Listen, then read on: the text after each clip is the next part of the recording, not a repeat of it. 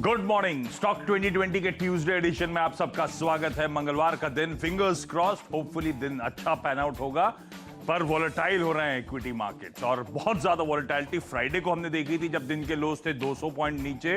हालांकि वहां से तगड़ी रिकवरी, हमने एक कमबैक स्टेज करा था, 400 पॉइंट की रिकवरी देखने को मिली थी। लाइकवाइज कल का ट्रेडिंग सेशन में सेकेंड हाफ में दिन के लोज थे 125 पॉइंट के और फाइनली सारे लॉसेस से हम उभरे और फ्लैट ट्रेड होता हुआ नजर आया, यानी कि फ्लैट क्लोज होती हुई नजर आई। तो दिन के लोस से रिकवरी आ रही है, पर वोलेटिलिटी इस समय काफी ज्यादा है। ऐसे में आज की जो पिच रिपोर्ट है वो आपकी स्क्रीन पर। यूएस में तो मोमेंटम इंटैक्ट है क्योंकि बॉन्ड यील्ड्स थोड़ी सी कूल ऑफ हुई और लिक्विडिटी और इंजेक्शन की जो बात चल रही है उसका फायदा आपको आपकी स्क्रीन पर नजर आएगा। डाउ, एसएनपी, नैस्डैक सब में मजबूती और नैस्डैक तो आउट परफॉर्म करने लगा है वापस। 1% से ज्यादा का उछाल कल के ट्रेडिंग सेशन में था, तो बॉन्ड यील्ड्स का नरम पड़ना भी शायद नैस्डैक के लिए पॉजिटिव, क्योंकि ग्रोथ स्टॉक्स वापस मार्केट्स के रडार पे आते हुए। तो यूएस से कोई कंप्लेंट नहीं, यूएस से अच्छा रब ऑफ मिला, तो अक्रॉस एशिया आप देखेंगे फ्लैट से इन ग्रीन कामकाज होता हुआ और एसजीएक्स निफ्टी भी मिक्स्ड ओपनिंग के इंडिकेशंस देता हुआ। नीरज जी, ऐसे में कैसे स्ट्रेटेजाइज करना है? देखिए, कल की जैसी स्ट्रेटजी अपनी लोगों की थी कि खरीदारी करके चले, उसमें ही फायदा है और मार्केट वही इंडिकेट कर रहा है, क्योंकि जरा सा भी कमजोरी दिखती है तो फिर लोग खरीदने आ जाते हैं, क्योंकि पैसा बहुत ज़्यादा है सिस्टम में, तो वही दम आपको दिख रहा है। कल हल्की सी बॉन्ड यील्ड, हल्की सी, मतलब 1 पॉइंट के नीचे आया, उसके बाद टेक स्टॉक्स में आप देखते हो क्या ज़बरदस्त रैली बनी अमेरिका में।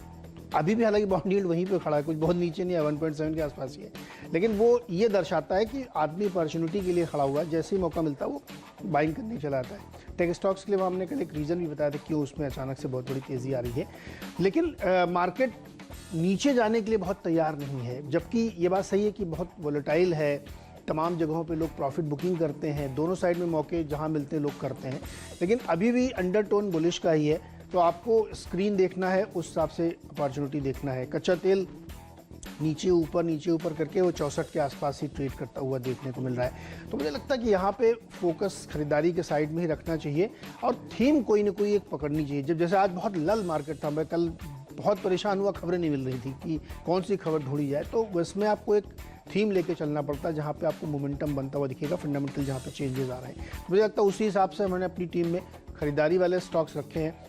सोच रहा हूँ कि 1-2 स्टॉक्स वहाँ पे सेल साइड के भी शामिल करूँ। हाँ, इट्स ऑलवेज सेफ क्योंकि वॉलेटाइल हो रहा है। अच्छा, कल भी 1-2 सेल रिकमेंडेशंस थी, आज भी ऐसे ही 1 सेल रिकमेंडेशन लेके कैरी फॉरवर्ड कर रहा हूं। वॉलेटाइल आज भी ट्रेडिंग सेशन देखने को मिलेगा, खबरों का तांता लगा हुआ है। आज सुप्रीम कोर्ट पे नजर रहने वाली है, तो दिन के दौरान मूड माहौल पता नहीं किस हद तक वो बैरोमीटर बदलेगा, इसीलिए थोड़ा सा ऑन द सेफर साइड में 2 सेल कॉल लेके जा रहा हूं। अदरवाइज लार्जली खरीदारी पर फोकस। और जैसे नीरज जी कह रहे थे, डिप्स में लिक्विडिटी स्ट्रॉन्ग है, तो डिप्स में अच्छी रिकवरी आ रही है, तो जो हम टारगेट और स्टॉप लॉसेस दे रहे हैं वो कल की क्लोजिंग पर है। डिप्स आ रहे हैं मार्केट्स में, तो और अच्छी अपॉर्चुनिटी होगी मेरे ख्याल से स्टॉक्स को एक्यूमुलेट करने की आपके लिए।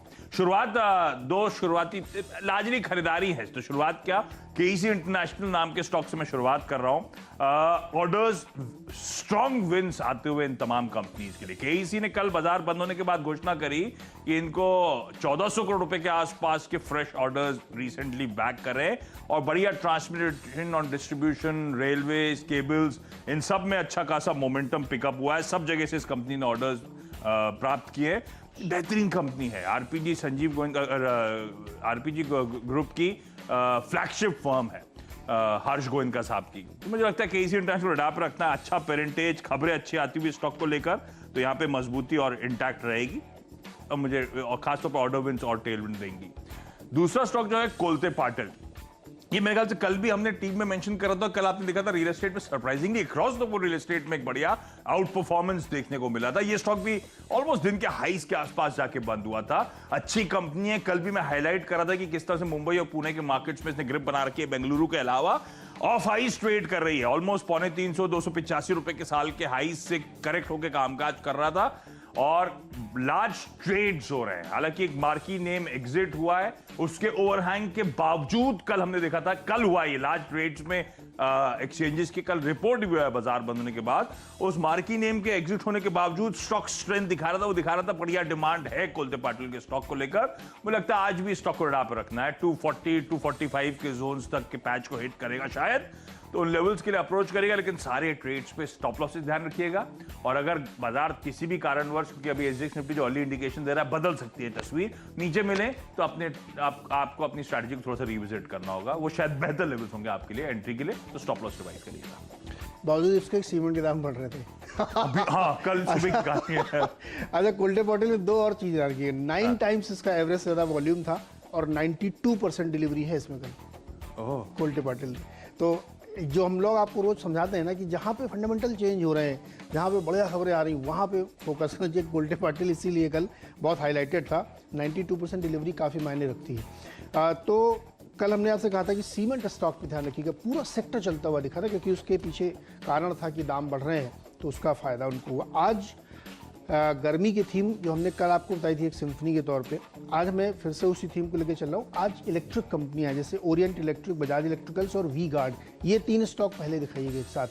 देखिए, समर की थीम पे मैं क्यों फोकस कर रहा हूँ, क्योंकि ये एक सीजनल चेंज के साथ साथ फंडामेंटल चेंज भी है। तो जितने भी जो बिजली से संबंधित कंपनियां काम करती हैं, इसमें समर की थीम इसलिए फिट बैठती है क्योंकि बहुत सारे जो कूलर हैं, सीलिंग फैंस हैं, इनकी बिक्री बहुत ज़्यादा बढ़ जाती है। हर साल गर्मी लगातार बढ़ रही है और इस साल भी बढ़ रही है। अब आप कहेंगे कि इसमें नया क्या, हर साल ही बढ़ती, तो हर साल इनकी सेल बढ़ती है।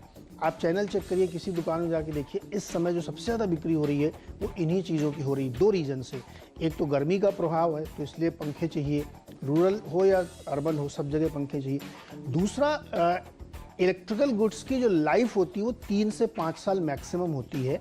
उसके बाद आप चलाते रहते हो, वाला 10 साल लोगों के पंखे चलते हैं, 20-20 साल चलते हैं, लेकिन लाइफ उसकी जो टेक्निकल है वो 3 से 5 साल के बीच मैक्सिमम होती है।